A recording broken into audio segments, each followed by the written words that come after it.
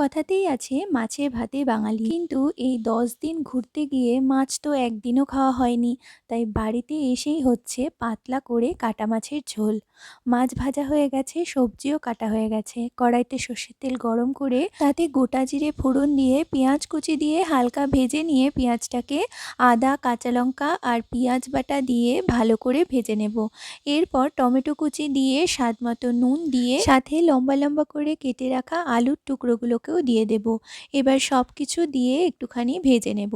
তারপরে হলুদ গুঁড়ো, জিরে গুঁড়ো, লঙ্কা গুঁড়ো, কাশ্মীরি লঙ্কার গুঁড়ো দিয়ে খুব ভালো করে কষিয়ে নেব। মশলা ভালো করে কষে তেল ছেড়ে দিলে পরিমাণ মতো জল দিয়ে ঢাকা দিয়ে আলুগুলো সিদ্ধ করে নেব। আলু সিদ্ধ হয়ে গেলে ভেজে রাখা মাছগুলোকে দিয়ে আর দুটো চেরা কাঁচা লঙ্কা দিয়ে কিছুক্ষণ ফুটিয়ে শেষে নামানোর আগে ধনেপাতা কুচি দিয়ে ভালোভাবে মিশিয়ে ফ্লেম বন্ধ করে কিছুক্ষণ ঢেকে রেখে নামিয়ে নিলেই রেডি পাতলা কাটা মাছের ঝোল।